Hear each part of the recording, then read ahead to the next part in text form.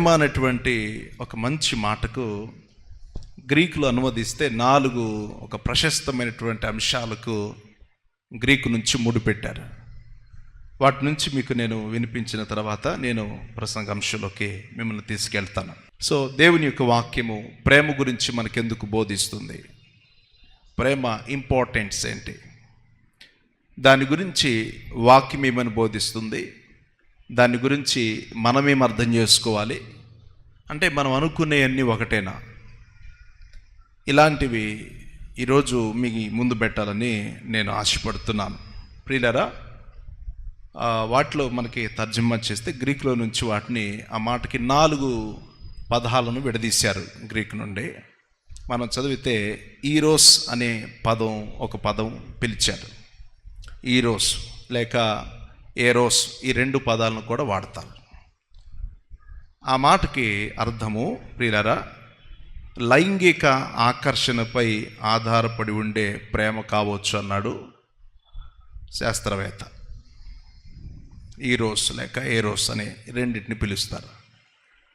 రెండవది ప్రియులారా, స్టోర్గే అనేటువంటి 2వ గ్రీక్ పదం నుంచి మనం చదువుతున్నాము. ఇది దాని అర్థము రక్త సంబంధముపై ఆధారపడి ఉండే మరి భావమైన ప్రేమ కావచ్చు. రక్త సంబంధం పైన ఉండేటువంటి ప్రేమ, రక్త బంధువుల మీద ఉండేటువంటి ప్రేమ అయి ఉండొచ్చు. మూడవది ఫిలియా లేక ఫిలౌటియా, అనగా అర్థము పరస్పర గౌరవంపై ఆధారపడి మిక్కటమైన స్నేహపూరితమైన ప్రేమ అయి ఉండవచ్చు. ఫిలియా లేక ఫిలౌటియా. ప్రియులరా, 4వది అగాపే. ఇది చాలా శ్రేష్టమైనది. ఈ అగాపే అనేటువంటి ప్రేమ విలువైనది, మంచి అర్థంతో కూడినటువంటి ప్రేమ. మొదటిది ఈరోస్. ఈ ఈరోస్ అనేటువంటి ప్రేమ గురించి మనం చదువుతున్నాము. ఇది ఒక ఇద్దరి మధ్య ఉండేటువంటి బంధం, భార్యాభర్తల మధ్య కానీ లేక ప్రేమికుల మధ్య కానీ, ఒక స్త్రీ పురుషుల మధ్య కలిగేటువంటి ఒక బంధానికి గుర్తుగా ఈ పదం వాడబడింది. నిజంగా ప్రేమ అనేటువంటి దానికి మంచి నిర్వచనాలు బైబిల్ గ్రంథం మనకి స్పష్టంగా క్లారిటీగా బోధించింది. ఈరోజు ప్రేమ అనేటువంటి విషయాన్ని మనుషులు తమ స్వార్థానికి వాడుకున్నటువంటి వారు చాలామంది ఉన్నారు. ప్రియులరా, ఈ ప్రేమ కేవలం ఈరోస్ అనేటువంటి ప్రేమ కేవలము ఇద్దరు మనుషుల మధ్య లైంగిక పరమైనటువంటి దానికి తావిచ్చేదిగా ఉంది. మనం చదువుతున్నాము, 2వ గుర్తు చేశాను, స్టోర్గే అనేటువంటి పదం. ఇది రక్త సంబంధికుల మధ్య లేక వారిపైన ఆధారపడినటువంటి ప్రేమ. ప్రియులరా, 3వది ఫిలౌటియా అని చెప్పాను. అది మిక్కటమైనటువంటి స్నేహపూరితమైనటువంటి ప్రేమ కావచ్చు. 4వది మనం చదువుతున్నాం అగాపే. దీని అర్థము ప్రభునందు ప్రియులరా, దేవుని ప్రేమ అని పిలుస్తారు. దానికంటే కూడా ఒక రచయిత మంచిగా రాశాడు, దేవుడు మనలను ప్రేమించాడు, అలాగనే మనము కూడా దేవుణ్ణి ప్రేమిస్తున్నాం. ఇది కూడా పరస్పర సంబంధమైనటువంటి ప్రేమకు నాంది పలికింది.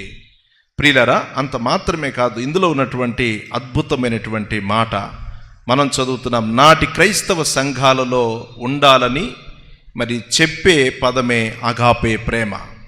ప్రియులరా, మనం చదువుతున్నాము, దీని గురించి ధ్యానం చేసుకున్నప్పుడు వాక్యలు మనం చదువుతున్నాము, ప్రేమించిన వారిని ప్రేమించటం, మరి మనకిష్టం లేని వ్యక్తులను కూడా ప్రేమించగలిగే శక్తే అగాపే ప్రేమ. సాధారణంగా పై 3 పదాలు కూడా దేనికొక దానికి లింకు కలిగి ఉన్నాయి. అయితే ఈ చివరిది మాత్రం డిఫరెంట్గా ఉంది. ఆ డిఫరెంట్ ఏంటంటే దేవుడు మనలను ప్రేమించను. It is first. Second one మనం చదువుతున్నాము, ప్రియులారా, మనము దేవుణ్ణి ప్రేమించున్నట్లుగా చేశాను. అంత మాత్రమే కాదు, ఈ రెండిటి పరమార్థం శత్రువును ప్రేమించమని చెప్పాను. ఇదే అగాపే ప్రేమ. సో అవుట్లైన్స్గా నేను మీకు ఇవి గుర్తు చేశాను. వాక్యం మనకు బోధిస్తున్నట్లుగా ఈ నాలుగిటిలో నువ్వు ఏ ప్రేమలో ఉన్నావో తెలుసుకోవాలి. లోకంలో చాలామంది ప్రేమకు కొన్ని పేర్లు పెట్టారు. గుడ్డి ప్రేమని, పిచ్చి ప్రేమని చెప్పాలి, ఇంకా మోసపోయే ప్రేమని, మోసం చేసిన ప్రేమని, హత్తుకున్న ప్రేమని కవులు నానా రకాలుగా వర్ణించారు. సో దేవుని యొక్క వాక్యం మనకు బోధిస్తున్నటువంటిది, ఆయన పిచ్చి ప్రేమను మనకు ఇవ్వలేదు, గుడ్డి ప్రేమను ఇవ్వలేదు. ఆయన తన హృదయ రక్తముల నుండి ఆయన మనల్ని ప్రేమించాడు. సే ఆమెన్ చెప్పండి దేవునికి ఆమెన్. వాక్యం మనం ధ్యానం చేసుకున్నట్లుగా ప్రభునందు ప్రియులరా, ఈ ప్రేమ దేవుని భక్తులు తమ తోటి వారి పట్ల చూపిన దానికి ఒక మంచి మార్గదర్శకాన్ని దేవుడు మనకు అనుగ్రహించాడు. నాటి సమాజంలో ప్రియులరా మనం చూస్తున్నాము, మనకి సమ్ రిలీజియన్స్ ఉన్నాయి. ఇక్కడ ప్రతి రిలీజియన్కి ఒక మత పుస్తకం ఉంది. ప్రతి రిలీజియన్కి కూడా ఒక మత పుస్తకం ఉంది. వారు ఆచరించే గ్రంథం ఉంది. ప్రియులరా, వారి వారి గ్రంథ ఆధారంగా వారు భక్తిని చేస్తుంటారు. కానీ వాక్యం చదువుతున్నట్లుగా ఇన్ని గ్రంథాలలో భక్తులు చెప్పినటువంటి వారిలో, నాస్తికులు చెప్పినటువంటి వారిలో, దేవుని నమ్మని వారు చెప్పినటువంటి వారిలో దేవుని బైబిల్ గ్రంథం మనకు ఒక చారిత్రకంగా నిలిచింది. వై? బికాస్ నేను ఎందుకు ఈ మాట చెప్తున్నానంటే, శత్రువుని ప్రేమించమని చెప్పినటువంటి ఏకైక గ్రంథం బైబిల్ గ్రంథం. ఆమె ఏం చెప్తారా? శత్రువుని ప్రేమించమని ఏ గ్రంథము చెప్పలేదు. దుష్ట శిక్షణ, శిక్ష రక్షణ అని చెప్పింది ఒక గ్రంథం. ప్రియులరా, 3-4 సార్లు చెప్పి కొట్టివేయమని చెప్పింది మరొక గ్రంథం. కానీ 7 మార్లు కాదు, 77 మార్లు వరకు ప్రేమించమని చెప్పింది దేవుని బైబిల్ గ్రంథం. ఆమె చెప్పండి. అందుకే ప్రపంచంలో ప్రియులరా దేవుని యొక్క వాక్యానికి అంత విలువ ఉంది. ప్రపంచ దేశాలలో ఎక్కువగా చదువుతున్న గ్రంథం, మనుషుల్ని దాన్ని ఏమంటారు, శత్రువులు సైతం మిత్రులుగా మార్చినటువంటి ఏకైక గ్రంథం. ప్రియులరా, దొంగలు సైతం మనుషులుగా మార్చినటువంటి ఏకైక గ్రంథం దేవుని యొక్క పరిశుద్ధ గ్రంథం. మనం అందుకే ఈ మాటను చదువుతున్నాం. అగాపే ప్రేమ మనుషులను మరింతగా ప్రేమించింది. ఈ లోకములో ఉన్నటువంటి పిచ్చి ప్రేమల కన్నా దేవుని ప్రేమ శాశ్వతమైంది. అందుకే ఈరోజు ప్రతి క్రైస్తవుడు ఆయన ప్రేమను చూపిస్తున్నాడు. అందుకే తండ్రి అయిన దేవుడు కూడా కుమారుడి విషయంలో తనను ప్రేమించి మన కొరకు ఆయనను ఆ లోకమునకు పంపించినట్లు మనం చదువుతున్నాం. ఈ ప్రేమ శ్రేష్టమైంది. మనిషి జీవితంలో ఇది ఖచ్చితంగా ప్రతి వ్యక్తి అలవాటు చేసుకోవాలి. ఇది లేని వ్యక్తులు, అగాపే ప్రేమ లేని వ్యక్తులు, వారు దేవుని బిడ్డలుగా అనిపించుకోరని వాక్యం స్పష్టంగా రాయబడి ఉంది. ఇంతకుముందు మీకు గుర్తు చేశాను, 2 కొరింథీయులలో రాయబడి ఉంది. 13వ అధ్యాయం నుంచి మనం 3-4 వచ్చిన చదువుకుంటూ వెళ్తే అక్కడ ఒక లిస్ట్ రాయబడి ఉంది. చాలండి, ఒక లిస్ట్ రాయబడి ఉంది. ఆ లిస్టు మీరందరికీ తెలుసు. అయ్యా, దేవదూతలతో భాషలతో మాట్లాడినా ప్రేమ లేకపోతే నేనేమవుదును చెప్తాలి. గణగణలాడు కంచుతో సమానమని చెప్పాడు. అంటే వాటిని వర్ణించి మనం చదివితే వాటిలో ఉన్నటువంటి శ్రేష్టమైన భావాన్ని మనం వినాలి. అక్కడ రాసినటువంటి అద్భుతమైన విషయం ఏంటంటే, డంబముగా నడుచుకునేవాడు దేవుని యొక్క వాక్యాన్ని సారముగా నడిచిన వాడు కాదట. అనగా ప్రేమ లేనివాడు దేవుని యొక్క వాక్యానుసారంగా నడిచినటువంటి వ్యక్తి కాదంట. ప్రియులారా, మనం చదువుతున్నాము, ఈర్ష్య పడేవాడు దేవుని యొక్క వాక్యానుసారముగా నడిచిన వ్యక్తి కాదు. నేను అందుకే అంటున్నాను, ఈ 4వ అంశం అగాపే ప్రేమ ఈ మిగతా వాటన్నిటిని ఓవర్కమ్ చేయడానికి ఒక ముఖ్య ఆధారము మనం చదువుతున్నాము. ఆ ఆధారమే దేవుని యొక్క వాక్యం. ఈరోజు మనం నేర్చుకున్నటువంటి ఇటు భాగంలో ప్రియులారా, దైవ భక్తులైనటువంటి వారిలో నాకు నచ్చినటువంటి ఈ పదాన్ని మీకు చదివించి నేను ముందుకెళ్తాను. నాతో కలిసి ఇప్పుడు బైబిల్ గ్రంథాన్ని చదవాలని తెలియజేస్తున్నారు. రండి, ఆది కాండము 43వ అధ్యాయము. అప్పుడు తన తమ్ముని మీద యోసేపునకు ప్రేమ పొర్లుకొని వచ్చెను గనుక, ఆ మాట అండర్లైన్ చేసుకోండి. అప్పుడు తన తమ్ముని మీద యోసేపునకు ప్రేమ పొర్లుకొని వచ్చెను గనక అతడు త్వరపడి ఏడ్చుటకు చోటును వెదికి లోపల గదిలోనికి వెళ్ళి అక్కడ ఏడ్చెను. అప్పుడు అతడు ముఖము అతను ముఖము కడుక్కొని వెలుపలికి వచ్చి తన్ను తాను అణచుకొని భోజనము వడ్డించుడని చెప్పాను. చాలా జాగ్రత్తగా ఈ మాటలు వినాలి ప్రియులారా. భక్తుడైన యోసేపును దేవుడు అమితముగా ప్రేమించాడు. యోసేపు కూడా దేవుణ్ణి అలాగనే ప్రేమించాడు. ఈ మాట చాలా జాగ్రత్తగా వినాలి. యోసేపును దేవుడు ప్రేమించాడు, యోసేపు కూడా అంతే దేవుణ్ణి ప్రేమించాడు. వీరిద్దరి మధ్యనటువంటి ఒక మ్యూచువల్ అండర్స్టాండింగ్ ప్రియులరా ఇక్కడ మనం చూడాలి. యోసేపు ఎంతగా దేవుణ్ణి ప్రేమించాడో యోసేపు కూడా దేవుణ్ణి అంతగానే ప్రేమించాడు. నాకు ఒక అద్భుతమైనటువంటి మాట ఈ మాటలో చదవచ్చు. దేవుని ప్రేమ కంటే పోతీఫర్ భార్య యొక్క ప్రేమ యోసేపు దృష్టిలో చెప్పాలి చాలా చిన్నదట. భక్తుల జీవితాలు ధ్యానం చేసుకున్నప్పుడు కొన్ని విషయాలు మనము జాగ్రత్తగా అర్థం చేసుకోవాలి. భక్తుడైన మోషే కూడా ఈ మాట మనందరికీ తెలుసు. ఐగుప్తి అల్పకాల పాపభోగమును కంటిన్యూ చేయండి అన్నమాట. అల్పకాల పాపభోగమును అనుభవించుట కంటే నా దేవుని ప్రజలతో శ్రమ అనుభవించటే అది నాకు మేలాయను. What a wonder. ఐగుప్తి ధనమును మోషే పాపధనముగా పోల్చాడు. ఐగుప్తి ఐశ్వర్యము ప్రియులారా దేవుని దృష్టితో చూస్తే ప్రేమతో చూస్తే ఎన్నదగినది కాదని చెప్పాడు. ఐగుప్తి ధనము దేవుని ప్రజలతో శ్రమ కంటే మేలైందని చెప్పాడు. సో అవన్నీ కూడా భక్తుడైన మోషే వాటిని రిజెక్ట్ చేశాడు. కారణం మనం చదువుతున్నాము దేవుని యొక్క ప్రజలతో శ్రమే మేలు. ఈరోజు మనం నేర్చుకోవాల్సినటువంటి ఈ మాటలో భక్తుడిని యోసేపు కూడా పోతీఫర్ భార్య యొక్క విధానాన్ని గుర్తు చేసుకుంటూ దేవునిని ప్రేమించినటువంటి వ్యక్తి పోతీఫర్ భార్య యొక్క తన శరీరము తన అందము తన అన్నిటికంటే దేవునితో సహవాసం మేలని ఏతించాడు. ఆమెను చెప్దాం అందరం కూడా. వాక్యాన్ని మనం చదువుతున్నాము ప్రియులారా.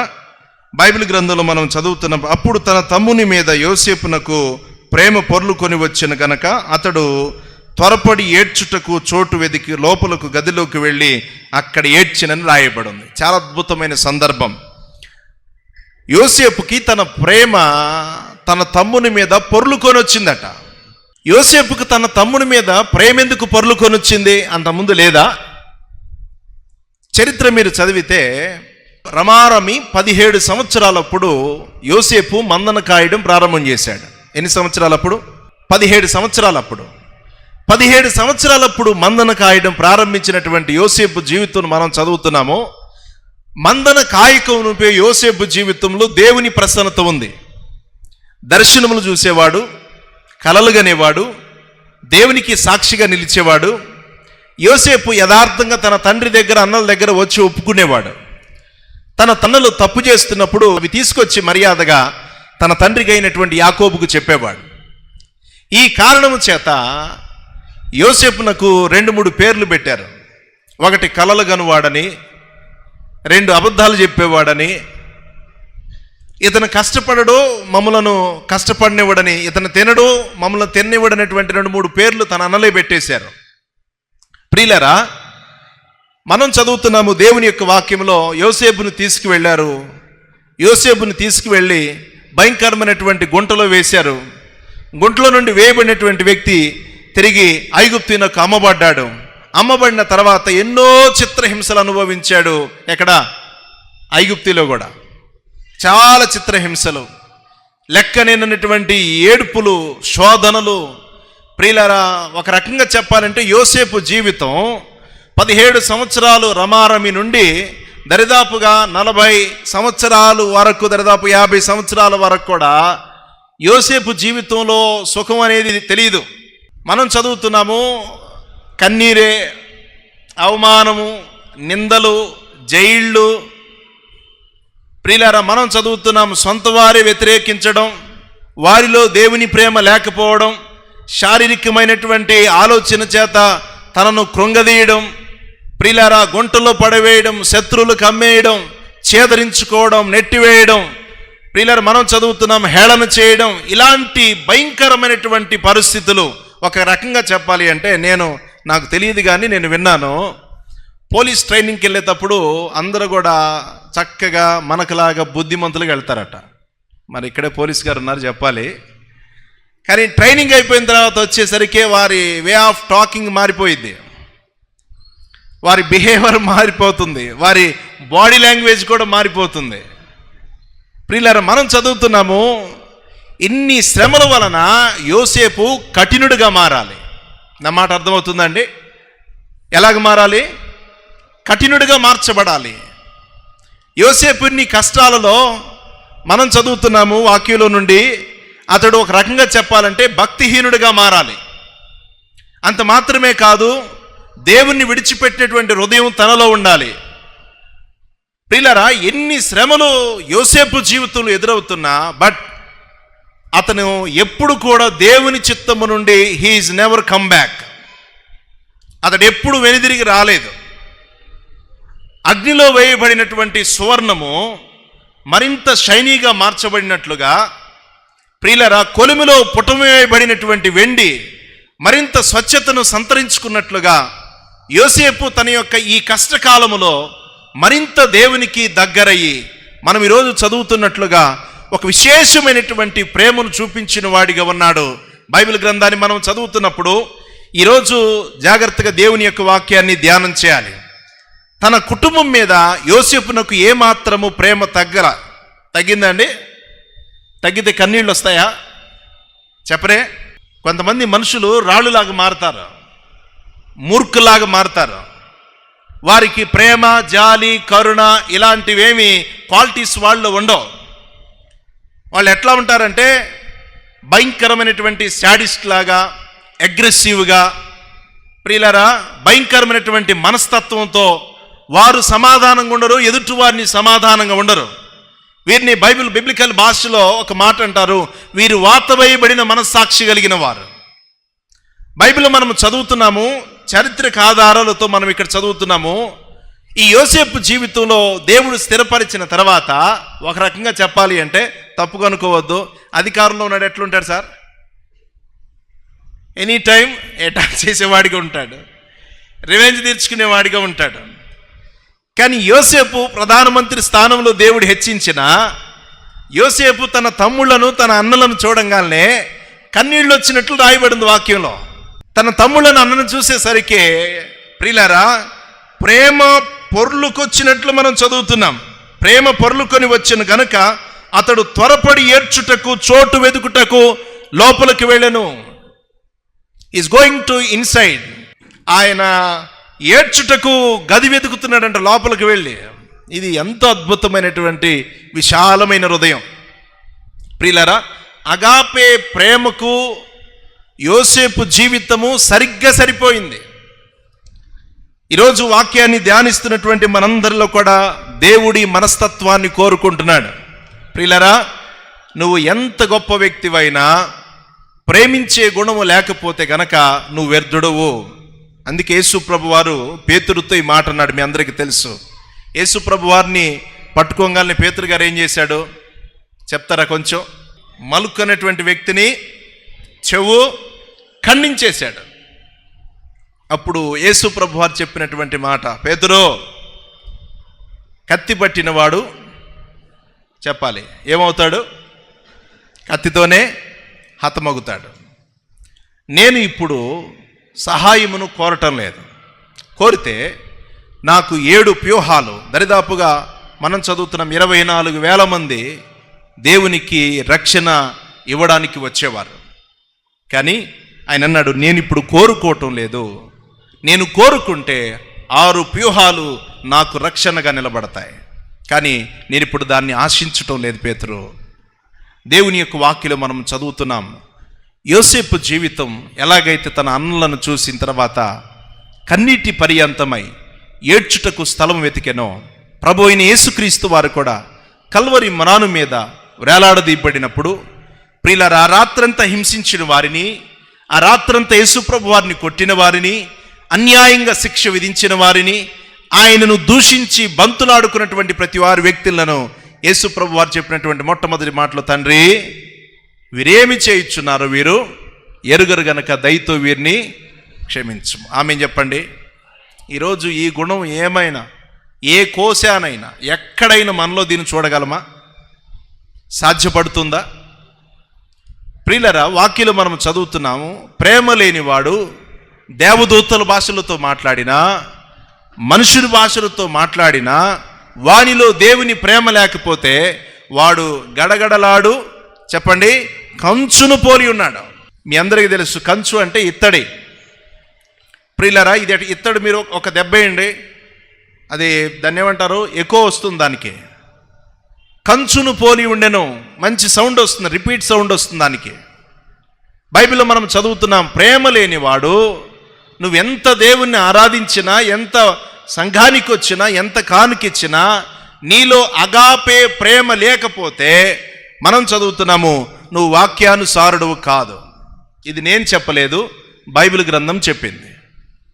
ప్రియులరా, నువ్వెంత మంచి విశ్వాసివైనా, ఎన్ని కృపావరములు కలిగి ఉన్నా, ప్రియులరా, మంచి విశ్వాసివైనా, కొండలను పిండి చేయగలిగిన విశ్వాసం ఉన్నా, దేవుని కొరకు కాల్చుటకు నీ దేహం అంతా అప్పగించిన, బైబిల్లో మనం చదువుతున్నాము, ప్రేమ లేని వాడువైతే నువ్వెవరవట, వ్యర్థుడవు. ఈ వాక్యాన్ని దేవుడు మనకెందుకు గుర్తు చేస్తున్నాడు? యోసేపు దాన్ని చేసి చూపించాడు. యోసేపు ప్రాక్టికల్గా మన ముందు పెట్టాడు దాన్ని. ఈరోజు వాక్యాన్ని వింటున్నటువంటి మనము ప్రియులరా, ఒక విషయాన్ని జ్ఞాపకం చేసుకోవాలి. తన తమ్మును చూసినప్పుడు, తన అన్నలను చూసినప్పుడు అతడు ఎంతో వేదన చెంది ఏడ్చుటకు వెనుదిరిగెను. గదులు వెతుక్కుంటున్నాడు, ఎక్కడుందా ఏడవడానికి ఒక స్థలం అని. ప్రియులరా, తను తాను ఆపుకోలేకపోతున్నాడు, కంట్రోల్ చేసుకోలేకపోతున్నాడు. ఇంగ్లీష్లో రాయబడి ఉంది, అతడు చాలా గట్టిగా ఏడుస్తూ, ప్రియులరా, ఆ మాట మనం చదివితే హీఈస్ వీపింగ్, మనం చదువుతున్న ఆ మాటలో ప్రియులరా హిమ్సెల్ఫ్ అనే పదం వాడాడు. ఆయన ఏడుస్తూనే ఉన్నాడు, తనలో తాను కుమిలిపోతున్నాడు, ఏడుస్తున్నాడు, భయంకరంగా రోదన చేస్తున్నాడు. కానీ వారందరినీ ఈ మాట మాత్రం కూడా ఏమనలేదు ఆయన. ఈరోజు నేను గుర్తు చేస్తున్నటువంటి మాట, సో నువ్వెంత మంచి విశ్వాసివైనా నీ తోటి వారిని ప్రేమించే అనుభవం లేకపోతే నువ్వు వ్యర్థుడవు. It is clear. దేవుడు చెప్పిన మాట ఇది, నేను చెప్పలేదు. నీ అత్తమామనైనా, నీ తల్లిదండ్రులనైనా, నీ అన్నదమ్ములనైనా, ప్రియులరా, ప్రేమించలేని గుణం వాక్యానికి లోబడిన గుణం కాదు ఇది. అందుకే యోసేపు నేను గుర్తు చేశాను, 17 సంవత్సరాలప్పుడు మందన కాయటం ఆరంభించిన వ్యక్తి తన యవన జీవితం అంతా కూడా భయంకరమైనటువంటి ఏడ్పుతో, మనం చదువుతున్నాం, ప్రధానమంత్రి అంతవరకు ఆయన ఏడ్పుతోనే గడిపాడు. ఈ ఏడ్పుతో గడిపినటువంటి జీవితాలంతటిని తలపోసుకుంటే ఒక్కసారి మీరు ఆలోచించండి ప్రియులరా, తన కుర్చీ మీద కూర్చుంటే నిద్రపడుతుందా? పట్టదు కదా. భోజనం ముందు కూర్చుంటే తినడానికి ప్రియులరా అవకాశం ఉంటుందా? రాదే. మనం చదువుతున్నాము, సుఖ సౌఖ్యాలు అనుభవించడానికి ముందు ఉండినా తాను ఏం చేయలేని పరిస్థితి. కానీ ఇవన్నీ కూడా పక్కన పెట్టి దేవునికి తన వ్యాజ్యాన్ని అప్పగించి యోసేపు తన నిండు హృదయంలో నుండి ప్రేమించడం ప్రారంభం చేశాడు. అందుకే ఆయన ఏ స్థితికి వచ్చినా మనం చదువుతున్నాం, ఫస్ట్ టైం వచ్చారంట వారు. ఎవరు? యాకోబు చెప్పాడు, అయ్యా మన ప్రాంతంలో కనాను ప్రదేశంలో భోజనం లేదు, ధాన్యాలు పలానా దేశంలో ఉన్నట్లు నాకు తెలిసింది, మీరు గోషేన్ నుంచి ముందుకు వెళితే ఆ దేశం వస్తుంది, అక్కడికి పోయి ధాన్యం తీసుకురండిరా నేను విన్నానన్నప్పుడు ప్రియులరా ఒక్కసారి చూడంగానే యోసేపు గుర్తుపట్టేసాడు వాళ్ళని. యోసేపు అన్నలు యోసేపుని ఎవరు గుర్తుపట్టలేదు, యోసేపు గుర్తుపట్టాడు. కారణం, ఇతడు వారిని ప్రేమిస్తున్నాడు. ఏ స్థితిలో ఉన్న వారి తనకి జ్ఞాపకం ఉన్నారు. ప్రియులారా, ఏ పరిస్థితిలో ఉన్నా యోసేపు హృదయంలో తన కుటుంబం ఉంది జ్ఞాపకానికి. ఈరోజు మనం నేర్చుకోవాలి, యోసేపు ఇన్ని శ్రమలను అనుభవించిన అతడు కేవలం వారి పైన ప్రేమ చూపుస్తూనే వచ్చాడు. ప్రియులారా, మనం చదువుతున్నాము, ప్రియులారా ద్వేషించబడ్డాడు, గుంటలో వేయబడ్డాడు, చావునకు దగ్గరయ్యాడు, ఎన్నో చిత్రహములు అనుభవించాడు. అయినా కరుణ కలిగినటువంటి దేవుడు యోసేపును విడిచిపెట్టలేదు. ఈరోజు చాలా చక్కగా ఈ మాట వినాలి. మనుషుల్ని కొన్నిసార్లు కీడు చేయవచ్చు, కానీ దేవునికి నువ్వు ఇష్టడైనప్పుడు ఆ కీళ్ళ నుండి దేవుడు నిన్ను బయటికి తీసుకొస్తాడు. చాలామంది ఈ లోకంలో మనం చూస్తాం, ఈవెన్ క్రైస్తవుల్లో కూడా మా ఇంటికి దిట్టు తగులుతుందని అంటారు. ఏం తగులుతుంది? చెప్పరే, చెప్పాలా? ఏం తగులుతుంది? దిష్టి తగులుతుంది. 1 కేజీ బంగారం దిష్టి తీసి ఇరాదని నేను తీసుకుంటా? నా మాట అర్థమవుతుందా? 1 కేజీ బంగారం దిష్టి తీసేయండి నేను తీసుకుంటాను, నాకేముండదు. ఏంటి అట్లా చూస్తున్నారు? నేను చెప్పింది తప్ప అండి. ఇప్పుడు గుమ్మడికాయకి అంత పోయినప్పుడు ఏం సార్, బంగారానికి వెండికి ఎంత పోతుంది? ఇంకెక్కువ పోతుంది కదా, ఇవ్వచ్చు కదా. బైబిల్లో ఒక మాట రాయబడి ఉంది, యెహోవా పట్టణమును కాపాడకపోతే దాన్ని కావలి కాయవారు మేలుకొని ఉండుట వ్యర్థం. ఆమేన్ చెప్పండి. దేవుడు నీకు కాపుదల లేకపోతే, నీ కుటుంబానికి దేవుడు కాపుదల లేకపోతే, నీవు రక్షణ కొరకు ఎన్ని ఏర్పరచుకున్నా అదంతా వ్యర్థం. దేవుని యొక్క వాక్యాన్ని మీరు నమ్మాలి. ఆయన వాక్యం పైన మనం ఆధారపడాలి. ప్రియులారా, బైబిల్ మనకేమని బోధిస్తుందో దాన్ని గ్రహించగలిగినటువంటి విషయాన్ని మనం గుర్తెరగాలి. దేవుని యొక్క వాక్యంలో మనం చదువుతున్నాం, ఇన్ని పరిస్థితుల మధ్య కూడా తన సాక్ష్యాన్ని కాపాడుకున్నాడు, దేవునికి లోబడ్డాడు, దేవుడు తను విడువక హెచ్చించాడు. ప్రియులారా, అందుకే గుర్తు చేసి ఇందాక చెప్పిన మాట, పుటమి వేయబడినటువంటి బంగారము, షైను, సువర్ణము, ఇంకా పరీక్షించబడిన బంగారం శుద్ధి ఎగినట్లుగా తన విశ్వాసము ప్రియులారా దేవుడు వృద్ధి చేశాడు, తనను ఆశీర్వదించాడు.